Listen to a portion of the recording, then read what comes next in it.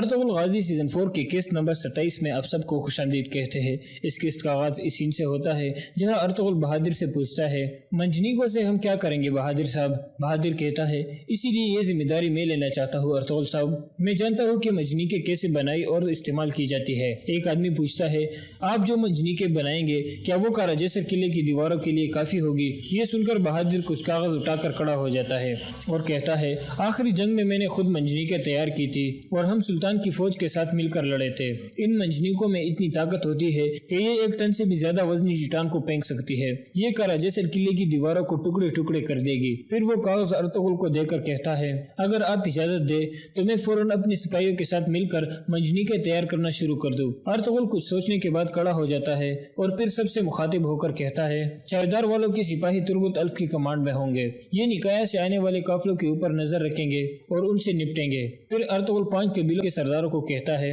کہ آپ ترغت الف کے ساتھ مل کر یہ کام کریں گے۔ پھر ارطغرل بہادر کو کہتا ہے آپ اپنی سپاہیوں کے ساتھ مل کر منجنیکیں تیار کرنا شروع کر دیں، اب یہ آپ کی ذمہ داری ہے۔ جب دیواریں ٹوٹ جائیں گی تو پھر ہم حملہ کر دیں گے، اس وقت باقی قبیلوں کے سپاہی کئی قبیلے کے سپاہیوں کے ساتھ شامل ہو جائیں گے۔ پھر ارطغرل بہادر سے پوچھتا ہے آپ کتنے وقت میں منجنیکیں پوری طرح تیار کر دیں گے؟ بہادر کہتا ہے میں 2 دن میں تیار کر لوں گا، جگہ میں نے سوچ لی ہے کہ ہم کہاں تیار کریں گے۔ ارطغرل کہتا ہے شکریہ بہادر صاحب، آپ جلد کام شروع کر دیں، میں آپ کی حفاظت کے لیے اپنے کچھ سپاہی بھیج دوں گا۔ آخر میں ارطغرل سب سے مخاطب ہو کر کہتا ہے اس پاک جنگ میں ہم نہ صرف کارا جیسر فتح کریں گے بلکہ بعد میں ہم نکایا اور قسطنطنیہ کو بھی فتح کریں گے۔ اگر ہمیں وہ فتوحات نصیب نہ ہوئی تو مجھے یقین ہے کہ ہماری نسل میں ایسے ایک ہیرو ابھرے گا اور وہ قسطنطنیہ کے دروازے کھول دے گا اور وہاں اسلام کا جھنڈا گاڑ دے گا۔ ہمارا مشن ہے کہ اللہ کے انصاف کو پوری دنیا میں نافذ کیا جائے، کوشش ہم کریں گے اور فتح اللہ عطا فرمائے گا۔ دوسری طرف کئی قبیلے میں جنگ کی تیاریاں شروع ہو چکی تھی۔ قبیلے کی عورتیں حائمہ خاتون کی نگرانی میں سپاہیوں کے لیے چیزیں تیار کر رہی تھی جن میں ان کی خوراک اور ان کے زخموں کے لیے مرہم وغیرہ شامل تھے۔ ان چیزوں کو تیار کر کے وہ پیک کر رہی تھی تاکہ جنگ کے وقت سپاہی انہیں استعمال کر سکے۔ گندوز بھی تیر تیار کرنے میں مصروف تھا۔ حائمہ خاتون اس سے پوچھتی ہے تم کیا کر رہے ہو گندوز؟ گندوز کہتا ہے میں تیر تیار کر رہا ہوں نانو، میں یہ تیر تیار کر کے بابا کو دوں گا۔ میں جنگ پر تو نہیں جا سکوں گا لیکن میرے بابا تیر دشمنوں پر چلائیں گے تو ایسے ہی ہوگا جیسے میں نے چلایا ہو۔ یہ سن کر سب عورتیں ہنسنے لگتی ہے۔ کارا جیسر میں تیتن تیار ہو کر چل پڑا تھا اور ارسد اس کی جاسوسی کر رہا تھا۔ تیتن چلتا ہوا قلعے کے ایک خفیہ راستے پر پہنچ جاتا ہے اور پھر دروازے سے باہر نکل جاتا ہے۔ ارسد بھی وہ خفیہ راستہ دیکھ لیتا ہے اور دل میں کہتا ہے مجھے پتہ لگانا ہوگا کہ یہ کہاں جا رہا ہے۔ دوسری طرف ہنلی بازار کے محل میں جرگہ ختم ہو چکا تھا۔ ترغت ارطغرل سے پوچھتا ہے کیا آپ کو بہادر کے کام پر بھروسہ ہے؟ ارطغرل کہتا ہے میں نے اسے یہ ذمہ داری بھروسے کی وجہ سے نہیں بلکہ تجربے کی وجہ سے دی ہے۔ ایک ہم اس کے تجربے کا استعمال کریں گے اور دوسرا وہ چائدار قبیلے سے بھی دور رہے گا۔ اس کے علاوہ میں سامسا کی نگرانی میں وہاں کچھ سپاہی بھیجوں گا جو اس کے ہر قدم پر نظر رکھیں گے۔ اتنے میں ارطغرل کے خاص سپاہی واپس آ کر بتاتے ہیں کہ ہم نے آپ کے حکم کے مطابق قلعے کے دروازوں پر نظر رکھی ہوئی ہے، آرس نے سارے دروازے بند کیے ہوئے ہیں۔ پھر ارطغرل بامسی کو کہتا ہے تم سورج نکلتے ہی قلعے کی طرف روانہ ہو جاؤ گے اور آرس کو کہو گے کہ وہ ہتھیار ڈال دے۔ ترغت کہتا ہے وہ ایسا نہیں کرے گا سردار۔ ارطغرل کہتا ہے ہم نے جنگ کی روایات پوری کرنی ہے ترغت، اب فیصلہ اس کا ہے کہ وہ قلعہ دے گا یا اپنا سر دے گا۔ اس کے بعد اگلا دن شروع ہو جاتا ہے۔ کئی قبیلے میں سپاہی ہتھیار تیار کرنے میں مصروف تھے۔ اس کے بعد ایک گھوڑا گاڑی پر خوراک اور ہتھیار وغیرہ لاد دیے جاتے ہیں اور ایک قافلہ روانہ ہونے کے لیے تیار ہو جاتا ہے۔ اتنے میں حائمہ خاتون بھی اندر سے آ جاتی ہے اور انہیں کہتی ہے ہم نے آپ کے لیے کافی ساری چیزیں تیار کر دی ہے اور یہ کام ہم مسلسل جاری رکھیں گے، اللہ آپ سب کی حفاظت فرمائے، جنگ مبارک ہو۔ پھر وہ قافلہ روانہ ہو جاتا ہے۔ دوسری طرف بامسی بھی کچھ سپاہیوں کو لے کر کارا جیسر قلعے کی طرف روانہ ہو گیا تھا۔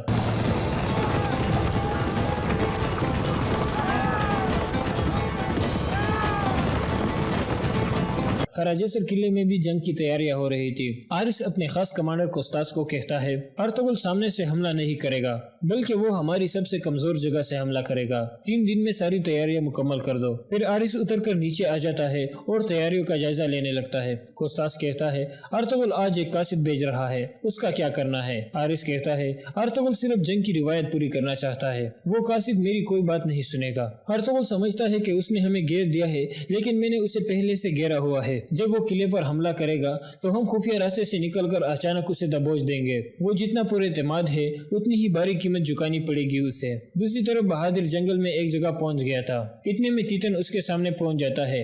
بہادر پوچھتا ہے کون ہو تم اور کیا چاہتے ہو؟ تیتن کہتا ہے کچھ لوگ ہنلی بازار کے سونے کے بارے میں متجسس ہے۔ یہ سن کر بہادر سمجھ جاتا ہے کہ یہ آرس کا آدمی ہے۔ پھر وہ گھوڑے سے اتر کر اس کے پاس آ جاتا ہے اور سپاہیوں کو کہتا ہے تم لوگ یہی انتظار کرو۔ پھر وہ تیتن کو کہتا ہے گورنر آرس ارطغرل کے گھیرے میں ہے، سونا اسے بچا نہیں سکے گا۔ تیتن کہتا ہے آرس کو سونے کی پرواہ نہیں ہے بہادر صاحب، وہ صرف مضبوط ساتھیوں کی تلاش میں ہے۔ بہادر کہتا ہے کیا وہ یہ نہیں جانتا کہ میں اپنی ریاست کے ساتھ غداری نہیں کروں گا؟ تیتن کہتا ہے آرس آپ کو سلطان سے غداری کرنے کا نہیں کہہ رہا، لیکن آپ دونوں ایک ہی چیز چاہتے ہو۔ بہادر کہتا ہے ہاں، ارطغرل کا سر۔ تیتن کہتا ہے اگر ارطغرل مارا جائے اور اس علاقے کا کنٹرول آپ کو مل جائے تو ہم مل کر تجارت کو فروغ دے سکتے ہیں، امیر سعادتین بھی ہمارے ساتھ شامل ہو جائے گا۔ یہ سن کر بہادر کہتا ہے تم جا کر آرس کو بتاؤ کہ میں نہ صرف چوکیداروں والوں کا سردار بنوں گا بلکہ ارطغرل کا ضدی سر بھی اتار دوں گا۔ دوسری طرف کراجیسر میں ایک سپاہی آ کر آرس کو بتاتا ہے کہ ارطغرل کا قاصد آ رہا ہے۔ آرس کہتا ہے آنے دو اسے۔ اس دوران قلعے کے دروازے پر بامسی اپنے ساتھیوں کے ساتھ کھڑا تھا اور انہیں کہتا ہے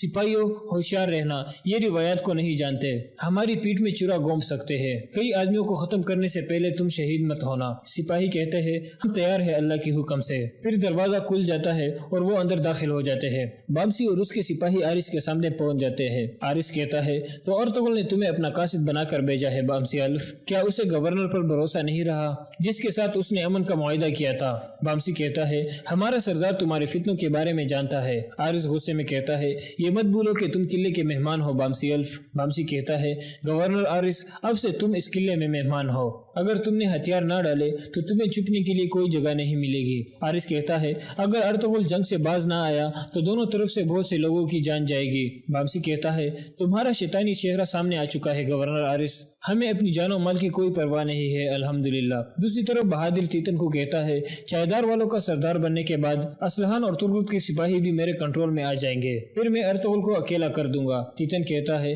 ہمارے سپاہی ہر وقت آپ کے لیے حاضر ہے اور آپ کے ساتھ مل کر لڑنے کے لیے تیار ہے۔ بہادر کہتا ہے لیکن آپ قلعے سے کس باہر نکلو گے؟ ارطغرل نے تو قلعے کو گھیرے میں لیا ہوا ہے۔ تیتن کہتا ہے وہ ہمارا مسئلہ ہے، ہمارے سپاہی حاضر ہو جائیں گے۔ بہادر کہتا ہے اگر آپ کے قلعے میں کوئی خفیہ راستہ ہے اور آپ کو اپنے سپاہیوں پر بھروسہ ہے تو پھر آپ کو اپنے قلعے کی طرف آنے والی چٹانوں اور آگ کے گولوں کو بھی روکنا ہوگا۔ تیتن پوچھتا ہے کیا ارطغرل قلعے کے لیے مجنیکیں تیار کر رہا ہے؟ بہادر کہتا ہے ہاں، اور وہ مجنیکیں میں تیار کر رہا ہوں۔ تیتن پوچھتا ہے کہاں تیار ہو رہی ہے؟ بہادر کہتا ہے تم میرے پیچھے آؤ۔ پھر بہادر گھوڑے پر سوار ہو کر چل پڑتا ہے اور تیتن اس کے پیچھے روانہ ہو جاتا ہے۔ دوسری طرف آرس کہتا ہے تو ارطغرل صلح کے معاہدے کو ختم کر رہا ہے۔ بامسی کہتا ہے وہ تم تھے جس نے امن کا معاہدہ توڑا تھا اور ہمارے لیے جال بچھایا تھا، تمہیں وہ زخم یاد ہوگا جو میں نے تمہاری پیٹھ پر لگایا تھا اور میرے بھتیجے گندوز نے تمہیں اندھا کر دیا ہے۔ آرس کہتا ہے تم جا کر ارطغرل کو بتاؤ کہ میں نہ ہی ہتھیار ڈالوں گا اور نہ ہی قلعہ اس کے ہاتھ میں جانے دوں گا، ہمارے شہنشاہ کی فوج جلد یہاں آ جائے گی، پھر میں آ کر تم سب کو قتل کر دوں گا۔ بامسی کہتا ہے آنے دو انہیں، ہم بھی انتقام کے لیے تیار ہے۔ پھر بامسی اپنی سپاہیوں کو لے کر واپسی کی طرف روانہ ہو جاتا ہے۔ دوسری طرف بہادر کے سپاہی منجنیکیں تیار کرنے میں مصروف تھے جبکہ بہادر ان کی رہنمائی کر رہا تھا۔ اس دوران تیتن بھی چپ کر یہ سب کچھ دیکھ رہا تھا کیونکہ بہادر نے اسے اپنے پیچھے آنے کو کہا تھا۔ سامسا بہادر سے پوچھتا ہے کیا منجنیکیں ہماری امیدوں پر پوری اترے گی بہادر صاحب؟ بہادر کہتا ہے انشاءاللہ سامسا الف، ہمیں زیادہ نہیں بلکہ مضبوط منجنیکیں تیار کرنی ہوگی۔ پھر بہادر سب سے مخاطب ہو کر کہتا ہے ہر کوئی سن لے کہ یہ کام وقت پر ختم کرنا ہے ورنہ میں تم سب سے حساب لوں گا۔ یہ سن کر سپاہی تیزی سے کام کرنے لگتے ہیں اور یہاں اس قسط کا اختتام ہو جاتا ہے۔ حضرت خالد بن ولید رضی اللہ تعالیٰ عنہ کی زندگی کے خوبصورت واقعات، سیرت خالد بن ولید کی قسط نمبر 77 میں آپ سب کو خوش آمدید کہتے ہیں۔ جہاں ہم اس جگہ تک پہنچے تھے مسلمان تیر اندازوں نے جوابی تیر اندازی شروع کر دی۔ رومیوں کے پتھر اور تیر چونکہ اوپر سے آ رہے تھے اور زیادہ بھی تھے اس لیے مسلمانوں کا نقصان زیادہ ہو رہا تھا۔ پہلی بوچھاڑوں میں کئی مسلمان شہید ہو گئے، ان کے تیروں نے رومیوں کا نقصان کیا لیکن یہ مسلمانوں کے لیے مقابلے میں کم تھا۔ مورخ واقدی، طبری اور ابو اسعید نے ایک واقعہ بیان کیا ہے۔ رومی تیروں سے شہید ہونے والوں میں ایک مجاہدین بان بن سعید بھی تھے جن کا پورا نام ابان بن سعید بن العاص رضی اللہ تعالیٰ عنہ تھا۔ فوراً ہی ابان کی شہادت کی خبر پیچھے ان خیموں تک پہنچ گئی جن میں مسلمان خواتین اور بچے تھے۔ ابان بن سعید کی بیوی بھی وہی تھی، ان کی شادی ہوئے چند ہی دن گزرے تھے۔ یہ خاتون لشکر کے ساتھ زخمیوں کی دیکھ بھال اور پانی پلانے کے فرائض کے لیے آئی تھی اور محاذ پر ہی اسے ابان شہید نے اپنے عقد میں لے لیا۔ کسی بھی مورخ نے اس خاتون کا نام نہیں لکھا۔ اسے پتہ چلا کہ اس کا خاوند شہید ہو گیا ہے تو وہ اٹھ دوڑی اور شرحبیل کے دستے میں جا پہنچی۔ کہا ہے میرے خاوند کی لاش، وہ چلانے لگی۔ کہا ہے سعید کے بیٹے کی لاش۔ 5000 گھڑ سواروں میں جن پر تیر اور 72 برس رہے تھے، ابان بن سعید شہید کی بیوہ دوڑتی اور شہید کی لاش کا پوچھتی پھرتی تھی۔ کسی نے اسے پیچھے جانے کو کہا اور یہ بھی کہ اس کے خاوند کی لاش اس کے پاس بھیج دی جائے گی، لیکن وہ تو صدمے سے دماغی توازن کھو بیٹھی تھی۔ کسی نے اسے وہ جگہ دکھا دی جہاں ابان کی لاش پڑی تھی۔ ابھی لاشیں نہیں اٹھائی جا سکتی تھی۔ ابان تیر انداز تھے، ان کے جسم میں 3 تیر اترے ہوئے تھے اور وہ گھوڑے سے گر پڑے تھے۔ ان کی کمان لاش کے قریب پڑی تھی اور ترکش میں ابھی کئی تیر موجود تھے۔ ان کی بیوی نے کمان اور ترکش اٹھائی اور دوڑ کر تیر اندازوں کی صف میں جا پہنچی۔ سامنے دیوار پر ایک پادری کھڑا تھا، اس کے ہاتھ میں ایک بڑے سائز کی صلیب تھی جو اس نے اوپر کر رکھی تھی۔ یہ اس دور کا رواج تھا کہ صلیب فوج کے ساتھ رکھتے تھے تاکہ فوج کا یہ احساس زندہ رہے کہ وہ صلیب کی ناموس کی خاطر لڑ رہے ہیں۔ ابان شہید کی بیوہ اپنے تیر اندازوں سے آگے نکل گئی۔ اس کے قریب تیر گرنے اور زمین پر اترنے لگے۔ اپنے تیر اندازوں نے اسے پیچھے آنے کو کہا، لیکن وہ کسی کی سن ہی نہیں رہی تھی۔ اس کی بے خوفی خولہ بنت الازور جیسی تھی۔ وہ جو آگے کو سرکتی جا رہی تھی، اس کے قریب رومیو کے آئے ہوئے تیر زمین پر کڑے ہوتے جا رہے تھے، یہاں تک کہ ایک تیر اس کے پہلو میں کپڑوں میں لگا اور وہی لٹک گیا۔ یہ تیر بھی اسے آگے بڑھنے سے نہ روک سکا۔ آخر وہ رک گئی اور اس نے کمان میں تیر ڈالا اور کمان سامنے کر کے شست باندھتے کچھ دیر لگائی۔ اس نے کمان اتنی زیادہ کھینچ لی جتنی زیادہ ایک تندرست مرد کھینچ سکتا ہے، اور اس نے تیر چھوڑ دیا۔ اس کا تیر رومی تیروں کی بوچھاڑ کو چیرتا ہوا اس پادری کی گردن میں اتر گیا جس نے صلیب کو تام رکھا تھا۔ پہلے اس کے ہاتھ سے صلیب گری اور لڑکتی ہوئی باہر آ پڑی۔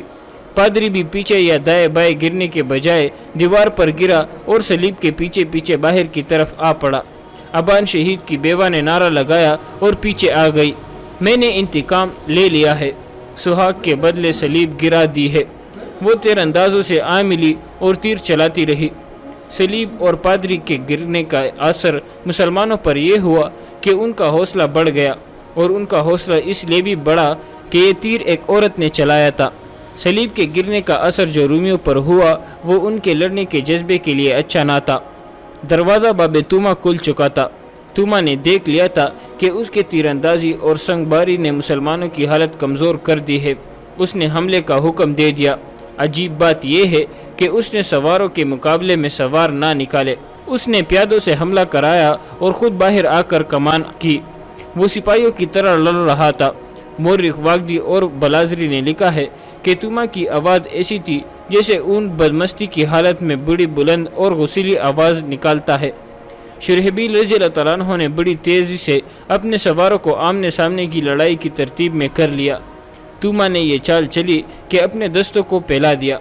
اس کی فوج کی تعداد مسلمانوں کی نسبت زیادہ تھی۔ اس کے پیادوں سواروں کے مقابلے بڑی بجگری اور مہارت سے لڑ رہے تھے۔ شہر کے دوسرے دروازوں کے سامنے مسلمانوں کے جو دستے متعین تھے وہ اس وجہ سے شرحبیل کی مدد کو نہیں آ رہے تھے کہ ایسا ہی حملہ دوسرے دروازے سے بھی ہو سکتا تھا۔ توما گرج اور داڑ رہا تھا۔ اسے مسلمانوں کا پرچم نظر آ گیا۔ اس کا مطلب یہ تھا کہ مسلمانوں کا سالار وہاں ہے۔ وہ سیدھا ادھر آیا۔ شرحبیل رضی اللہ تعالیٰ عنہ نے اسے دیکھ لیا اور تلوار سونت کر اس کے مقابلے کے لیے تیار ہو گئے۔ دونوں نے ایک دوسرے کو للکارا۔ ان میں 10-12 قدم کا فاصلہ رہ گیا ہوگا کہ ایک تیر توما کی دائیں آنکھ میں اتر گیا۔ اس نے ہاتھ اس آنکھ پر رکھ لیے اور وہ بیٹھ گیا۔ شرحبیل رضی اللہ تعالیٰ عنہ نے آگے بڑھ کر اس پر حملہ نہ کیا۔ توما کے محافظوں نے اس کے گرد حصار بنا لیا، پھر اسے اٹھا کر لے گئے۔ مورخوں نے متفقہ طور پر لکھا ہے کہ وہ تیر ابان بن سعید کی بیوہ نے چلایا تھا۔ اپنے سالار کے گرنے سے رومیوں کا حوصلہ بھی گر پڑا اور وہ پیچھے ہٹنے لگے۔ شرحبیل رضی اللہ تعالیٰ عنہ کے پہلو والے تیر اندازوں نے تیروں کی بوچھاڑیں مارنی شروع کر دی۔ رومی تیزی سے پیچھے ہٹے اور قلعے کے دروازے میں غائب ہوتے چلے جا رہے تھے، اور پیچھے جو لاشیں چھوڑ گئے ان کا کوئی حساب نہ تھا۔ رومیوں کا سپہ سالار مارا گیا ہے۔ مسلمانوں نے نعرے لگانے شروع کر دیے، ہم رومیوں کے قاتل ہیں، رومی سالار کو ایک عورت نے مار ڈالا ہے، توما رومی کو اندھا کر کے مارا ہے، باہر آؤ رومیو، اپنی صلیب اور پادری کو اٹھا لے جاؤ۔ دیوار پر کڑے رومی یہ نعرے سن رہے تھے اور یہ نعرے شہر کے اندر بھی سنائی دے رہے تھے۔ یہ نعرے رومی فوج اور دمشق کے شہریوں کے حوصلے اور جذبے کے لیے تیروں کی طرح مہلک تھی۔ مسلمانوں کا جانی نقصان بھی کچھ کم نہیں تھا۔ بہت سے مجاہدین رومیوں کے تیروں اور پتھروں سے شہید اور زخمی ہو گئے۔ پھر اتنی تعداد لڑائی میں شہید ہوئی۔ شرحبیل رضی اللہ تعالیٰ عنہ پریشان سے ہو گئے اور خالد رضی اللہ تعالیٰ عنہ کے پاس گئے۔ شرحبیل رضی اللہ تعالیٰ عنہ نے خالد بن ولید کو لڑائی کی ساری روایات سنائی اور یہ بھی بتایا کہ رومی سالار توما اگر مرا نہیں تو وہ لڑائی کے لیے ناکارہ ہو گیا ہے۔ انہوں نے یہ بھی بتایا کہ ان کی نفری کتنی شہید اور کتنی زخمی ہو گئی ہے۔ اگر رومیوں نے ایسا ایک اور حملہ کیا تو شاید ہم نہ روک سکے۔ شرحبیل رضی اللہ تعالیٰ عنہ نے خالد رضی اللہ تعالیٰ عنہ سے کہا، مجھے قوت کی ضرورت ہے۔ حسنہ کے بیٹے خالد رضی اللہ تعالیٰ عنہ نے کہا، ایسا حملہ کسی اور دروازے سے ہم میں سے کسی اور پر بھی ہو سکتا ہے، کسی بھی دستے کی نفری کم نہیں کی جا سکتی۔ ابن حسنہ، خدا کی قسم تو ہمت ہارنے والوں میں سے نہیں تھا۔ کیا اپنے اتنے زیادہ ساتھیوں کے خون نے تیرا حوصلہ کمزور کر دیا ہے؟ نہیں ابن ولید، شرحبیل رضی اللہ تعالیٰ عنہ نے کہا، اگر مجبوری ہے تو میں ایک آدمی کی بھی کمک نہیں مانگوں گا، میں تجھے تنہا نہیں چھوڑوں گا۔ خالد رضی اللہ تعالیٰ عنہ نے کہا، تجھ پر حملہ ہوا تو ہم دیکھتے رہیں گے، اگر حملہ تیزی برداشت سے باہر ہوا تو ضرار تیری مدد کو پہنچے گا، پھر بھی ضرورت پڑی تو میں آ جاؤں گا۔ تیرے پاس جتنی بھی نفری رہ گئی ہے اسے تیار رکھ، رومیوں کے سالار کو آنکھ میں تیر لگا ہے، تو ایک دو دن رومی باہر آ کر حملہ نہیں کریں گے۔ خالد رضی اللہ تعالیٰ عنہ کی رائے صحیح نہیں تھی۔ تما نے ایک معجزہ کر دیا تھا، وہ صحیح معنوں میں جنگجو تھا۔ چونکہ وہ شاہی خاندان کا فرد تھا اس لیے سلطنت روم کی جو محبت اس کے دل میں تھی وہ قدرتی تھی۔ بعد میں پتہ چلا کہ اس کی آنکھ میں تیر لگا تو اسے اٹھا کر اندر لے گئے۔ جراح نے دیکھا کہ تیر اتنا زیادہ اندر نہیں اترا کہ توما کی ہلاکت کا باعث بن جائے۔ کوپڑی کی ہڈی کو تیر نے مجروح نہیں کیا تھا، یہ صرف آنکھ میں اترا لیکن نکلا نہیں جا سکتا تھا۔ کاٹ دو اسے، توما نے جراح سے کہا، باقی اندر ہی رہنے دو اور اس آنکھ پر پٹی باندھ دو، دوسری آنکھ پر پٹی نہ آئے۔ میں آج رات ایک اور حملہ کروں گا۔ سالار اعلیٰ، جراح نے کہا، کیا کہہ رہے ہیں آپ لڑائی کے قابل نہیں۔ اس ایک آنکھ کے بدلے مسلمانوں کی 1000 آنکھیں ضائع کروں گا۔ توما نے کہا، میں انہیں صرف شکست نہیں دوں گا، میں ان کے وطن عرب تک ان کا تعاقب کروں گا۔ میں اپنے کام کو اس وقت مکمل سمجھوں گا جب ان کے ملک کو اس قابل رہنے دوں گا کہ وہاں صرف جانور رہ جائیں گے۔ توما کے یہ الفاظ متعدد مورخوں نے لکھے ہیں اور واقعہ تفصیل سے بیان کیا ہے۔ ان میں یورپی تاریخ دان ہنری اسمتھ خاص طور پر قابل ذکر ہے۔ ان سب کی تحریروں کے مطابق توما کے حکم سے جراح نے تیر آنکھ کے قریب سے کاٹ دیا اور پٹی کس کر باندھ دی۔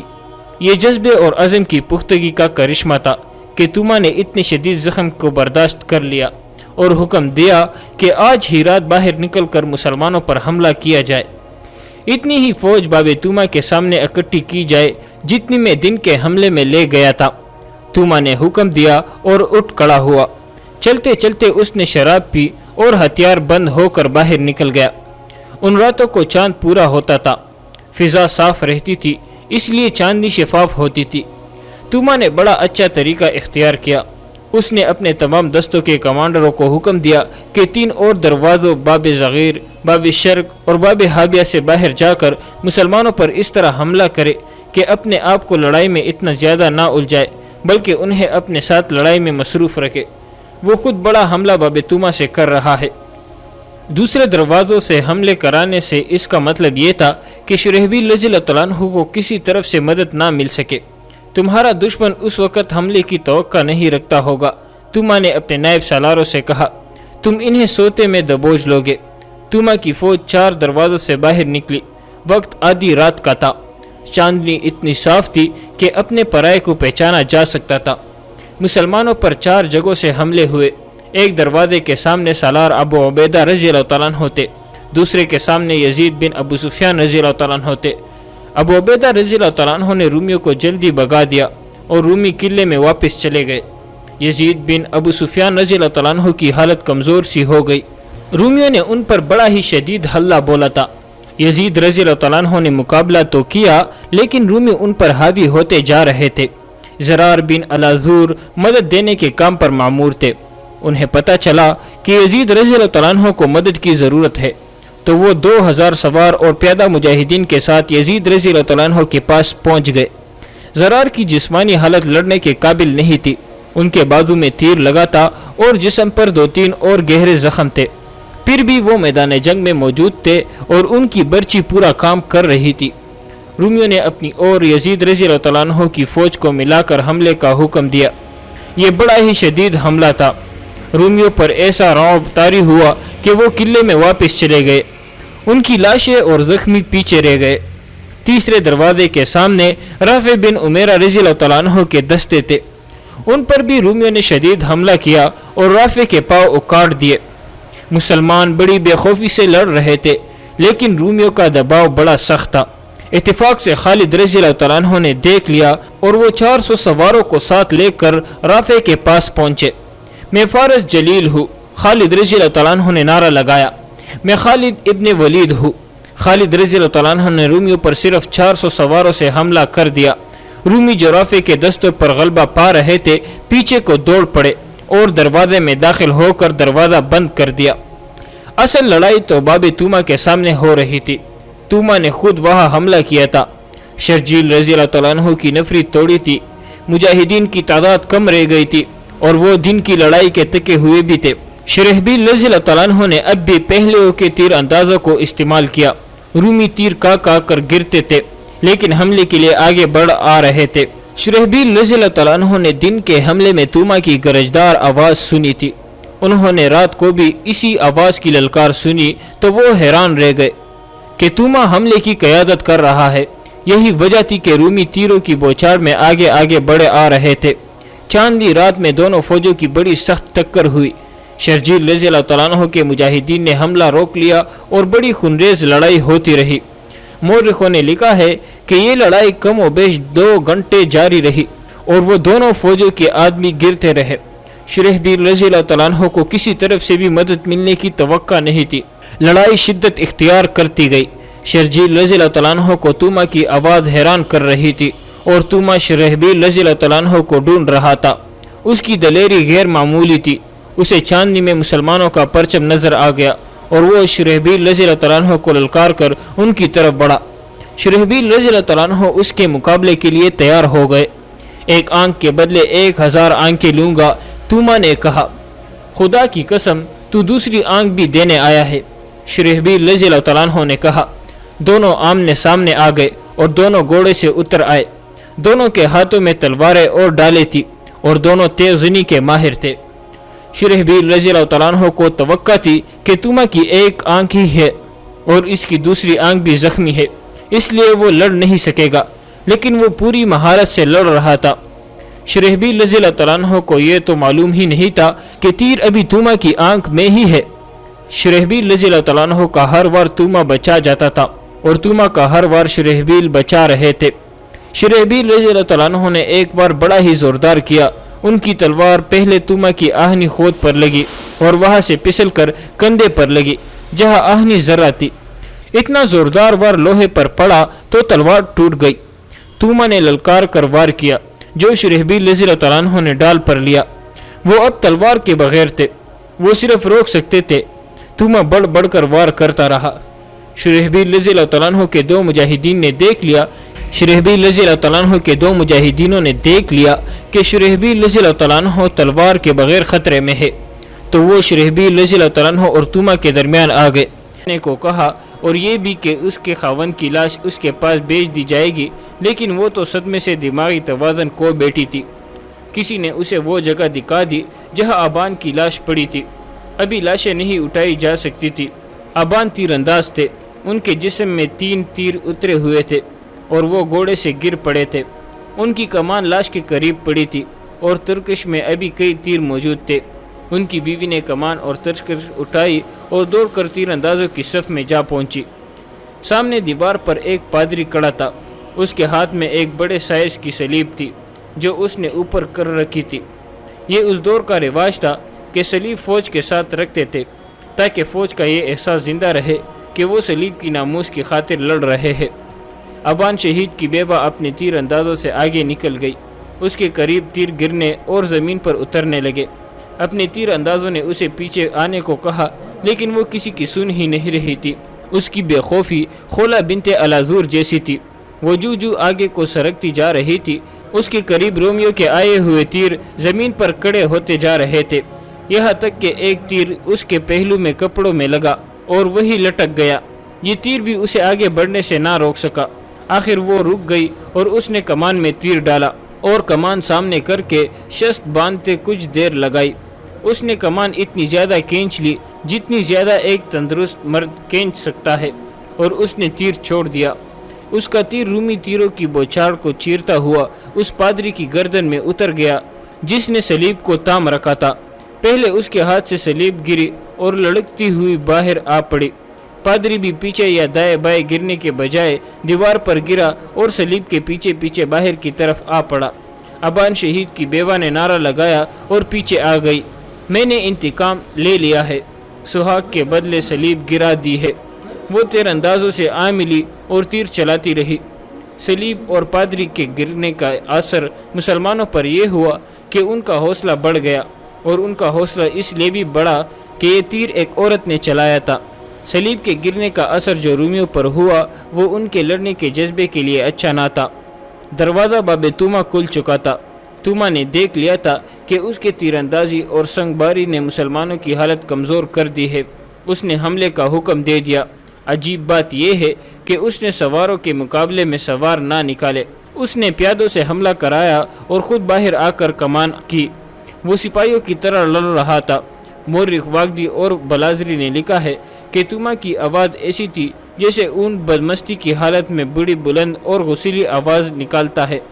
شرحبیل رضی اللہ تعالیٰ عنہ نے بڑی تیزی سے اپنے سواروں کو آمنے سامنے کی لڑائی کی ترتیب میں کر لیا۔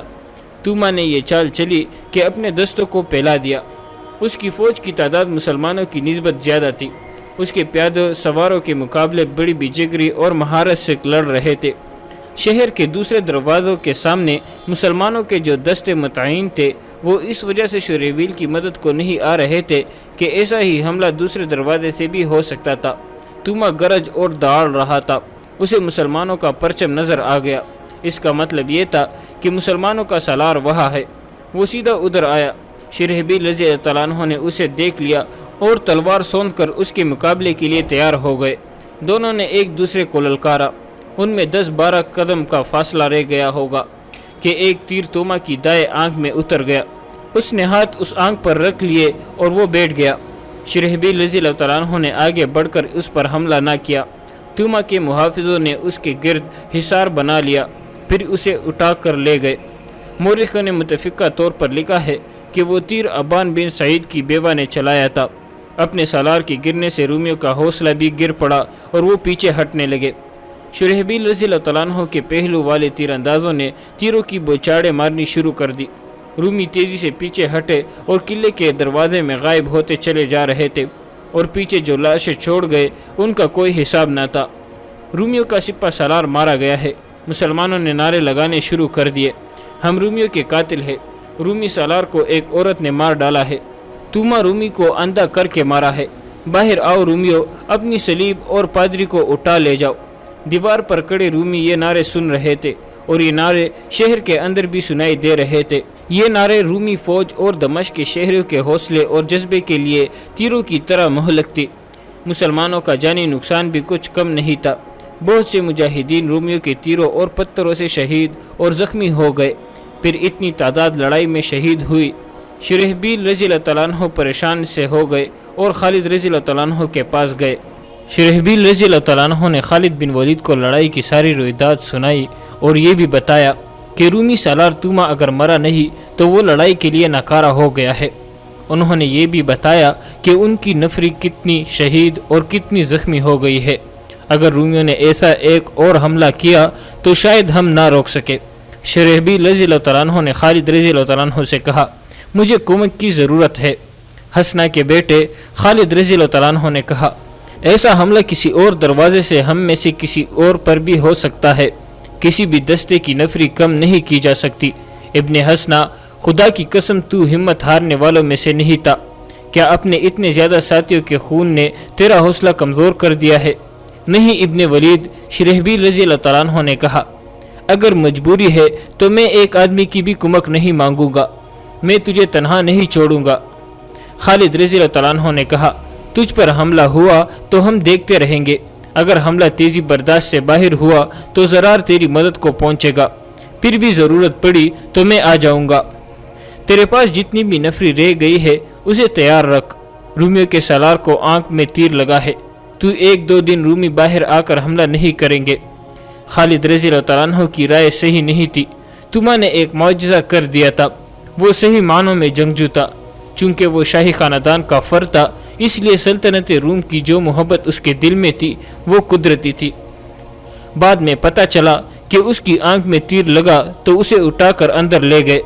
جراح نے دیکھا کہ تیر اتنا زیادہ اندر نہیں اترا کہ توما کی ہلاکت کا باعث بن جائے۔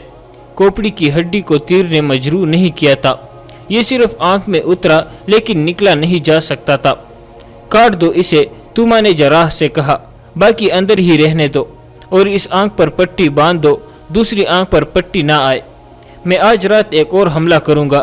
سالار اعلیٰ، جراح نے کہا، کیا کہہ رہے ہیں آپ لڑائی کے قابل نہیں، اس ایک آنکھ کے بدلے مسلمانوں کی 1000 آنکھیں ضائع کروں گا۔ توما نے کہا، میں انہیں صرف شکست نہیں دوں گا، میں ان کے وطن عرب تک ان کا تعاقب کروں گا۔ میں اپنے کام کو اس وقت مکمل سمجھوں گا جب ان کے ملک کو اس قابل رہنے دوں گا کہ وہاں صرف جانور رہ جائیں گے۔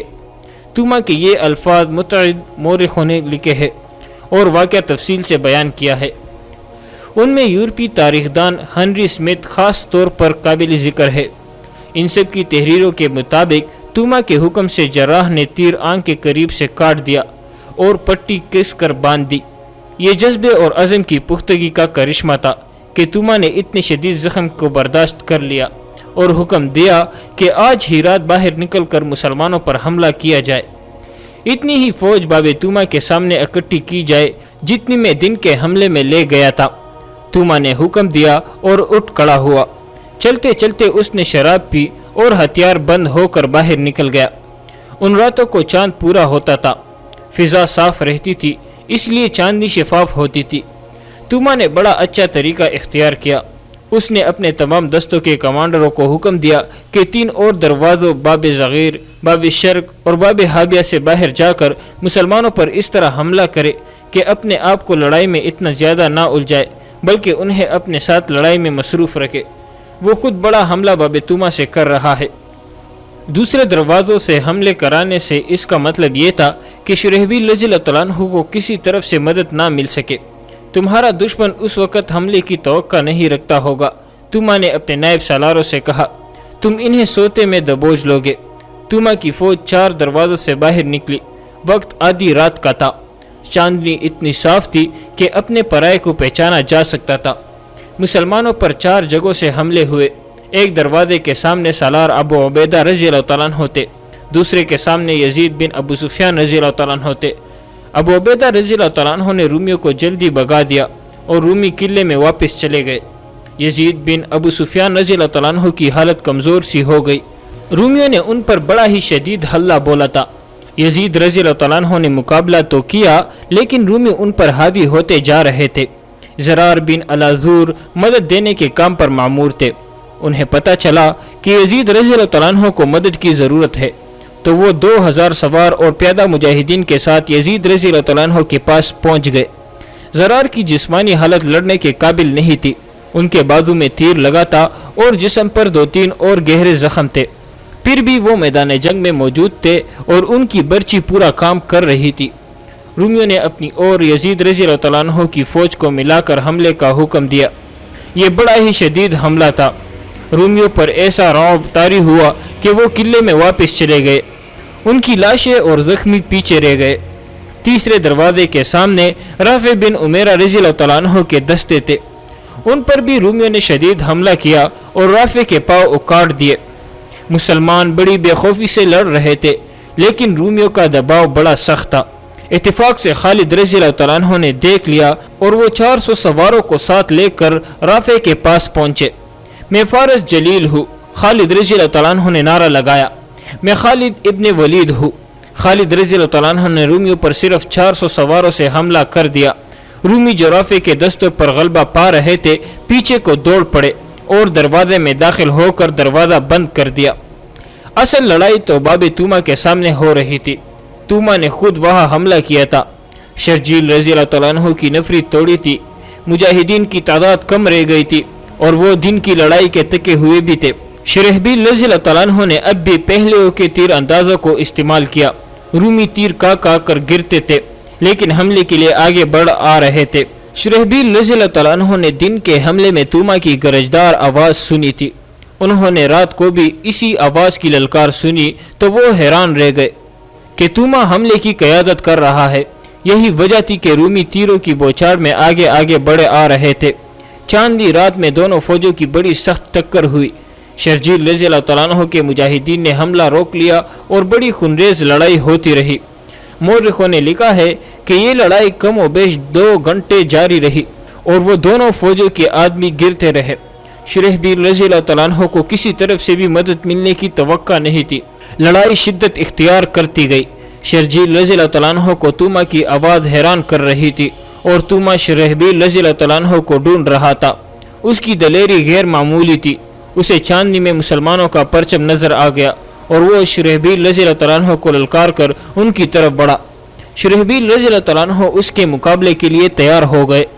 1 آنکھ کے بدلے 1000 آنکھیں لوں گا، توما نے کہا۔ خدا کی قسم تو دوسری آنکھ بھی دینے آیا ہے، شرحبیل رضی اللہ تعالیٰ عنہ نے کہا۔ دونوں آمنے سامنے آ گئے اور دونوں گھوڑے سے اتر آئے۔ دونوں کے ہاتھوں میں تلواریں اور ڈالیں تھی اور دونوں تیز زنی کے ماہر تھے۔ شرحبیل رضی اللہ تعالیٰ عنہ کو توقع تھی کہ توما کی 1 آنکھ ہی ہے اور اس کی دوسری آنکھ بھی زخمی ہے، اس لیے وہ لڑ نہیں سکے گا، لیکن وہ پوری مہارت سے لڑ رہا تھا۔ شرحبیل رضی اللہ تعالیٰ عنہ کو یہ تو معلوم ہی نہیں تھا کہ تیر ابھی توما کی آنکھ میں ہی ہے۔ شرحبیل رضی اللہ تعالیٰ عنہ کا ہر وار توما بچا جاتا تھا اور توما کا ہر وار شرحبیل بچا رہے تھے۔ شرحبیل رضی اللہ تعالیٰ عنہ نے ایک بار بڑا ہی زوردار کیا۔ ان کی تلوار پہلے توما کی آہنی خود پر لگی اور وہاں سے پسل کر کندھے پر لگی جہاں آہنی ذرہ تھی۔ اتنا زوردار وار لوہے پر پڑا تو تلوار ٹوٹ گئی۔ توما نے للکار کر وار کیا جو شرحبیل رضی اللہ تعالیٰ عنہ نے ڈال پر لیا۔ وہ اب تلوار کے بغیر تھے، وہ صرف روک سکتے تھے۔ توما بڑھ بڑھ کر وار کرتا رہا۔ شرحبیل رضی اللہ تعالیٰ عنہ کے 2 مجاہدین نے دیکھ لیا شرحبیل رضی اللہ تعالیٰ عنہ کے 2 مجاہدینوں نے دیکھ لیا کہ شرحبیل رضی اللہ تعالیٰ عنہ تلوار کے بغیر خطرے میں ہے، تو وہ شرحبیل رضی اللہ تعالیٰ عنہ اور توما کے درمیان آ گئے۔ راہ نے دیکھا کہ تیر اتنا زیادہ اندر نہیں اترا کہ توما کی ہلاکت کا باعث بن جائے۔ کوپڑی کی ہڈی کو تیر نے مجروح نہیں کیا تھا، یہ صرف آنکھ میں اترا لیکن نکلا نہیں جا سکتا تھا۔ کاٹ دو اسے، توما نے جراح سے کہا، باقی اندر ہی رہنے دو اور اس آنکھ پر پٹی باندھ دو، دوسری آنکھ پر پٹی نہ آئے۔ میں آج رات ایک اور حملہ کروں گا۔ سالار اعلیٰ، جراح نے کہا، کیا کہہ رہے ہیں آپ لڑائی کے قابل نہیں۔ اس 1 آنکھ کے بدلے مسلمانوں کی 1000 آنکھیں ضائع کروں گا۔ توما نے کہا، میں انہیں صرف شکست نہیں دوں گا، میں ان کے وطن عرب تک ان کا تعاقب کروں گا۔ میں اپنے کام کو اس وقت مکمل سمجھوں گا جب ان کے ملک کو اس قابل رہنے دوں گا کہ وہاں صرف جانور رہ جائیں گے۔ توما کے یہ الفاظ متعدد مورخوں نے لکھے ہیں اور واقعہ تفصیل سے بیان کیا ہے۔ ان میں یورپی تاریخ دان ہنری اسمتھ خاص طور پر قابل ذکر ہے۔ ان سب کی تحریروں کے مطابق توما کے حکم سے جراح نے تیر آنکھ کے قریب سے کاٹ دیا اور پٹی کس کر باندھ دی۔ یہ جذبے اور عزم کی پختگی کا کرشمہ تھا کہ توما نے اتنے شدید زخم کو برداشت کر لیا اور حکم دیا کہ آج ہی رات باہر نکل کر مسلمانوں پر حملہ کیا جائے۔ اتنی ہی فوج باب توما کے سامنے اکٹھی کی جائے جتنی میں دن کے حملے میں لے گیا تھا۔ توما نے حکم دیا اور اٹھ کھڑا ہوا۔ چلتے چلتے اس نے شراب پی اور ہتھیار بند ہو کر باہر نکل گیا۔ ان راتوں کو چاند پورا ہوتا تھا، فضا صاف رہتی تھی، اس لیے چاندنی شفاف ہوتی تھی۔ توما نے بڑا اچھا طریقہ اختیار کیا۔ اس نے اپنے تمام دستوں کے کمانڈروں کو حکم دیا کہ 3 اور دروازوں باب صغیر، باب شرق اور باب حابیہ سے باہر جا کر مسلمانوں پر اس طرح حملہ کرے کہ اپنے آپ کو لڑائی میں اتنا زیادہ نہ الجھائے بلکہ انہیں اپنے ساتھ لڑائی میں مصروف رکھے۔ وہ خود بڑا حملہ باب توما سے کر رہا ہے۔ دوسرے دروازوں سے حملے کرانے سے اس کا مطلب یہ تھا کہ شرحبیل رضی اللہ عنہ کو کسی طرف سے مدد نہ مل سکے۔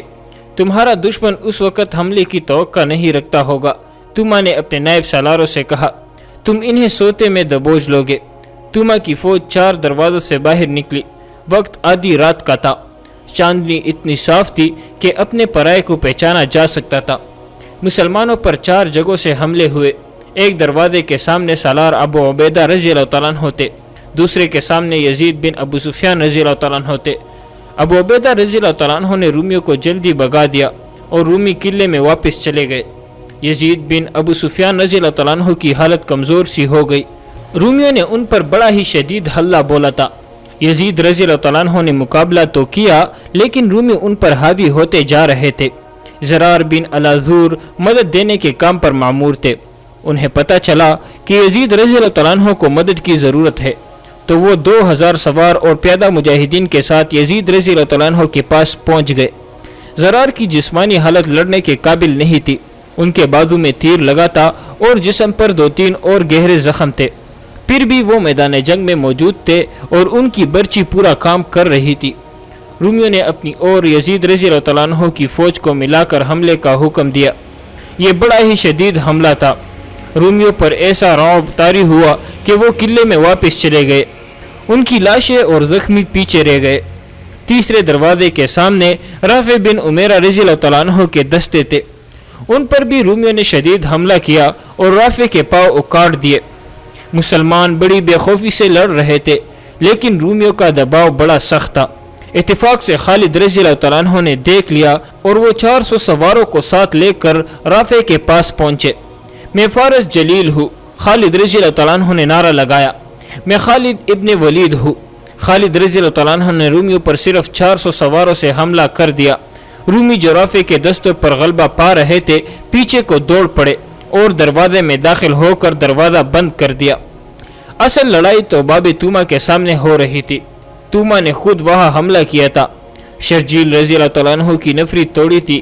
مجاہدین کی تعداد کم رہ گئی تھی اور وہ دن کی لڑائی کے تکے ہوئے بھی تھے۔ شرحبیل رضی اللہ عنہ نے اب بھی پہلے کے تیر اندازوں کو استعمال کیا۔ رومی تیر کا کر گرتے تھے، لیکن حملے کے لیے آگے بڑھ آ رہے تھے۔ شرحبیل رضی اللہ عنہ نے دن کے حملے میں توما کی گرجدار آواز سنی تھی۔ انہوں نے رات کو بھی اسی آواز کی للکار سنی تو وہ حیران رہ گئے کہ توما حملے کی قیادت کر رہا ہے۔ یہی وجہ تھی کہ رومی تیروں کی بوچھاڑ میں آگے آگے بڑھے آ رہے تھے۔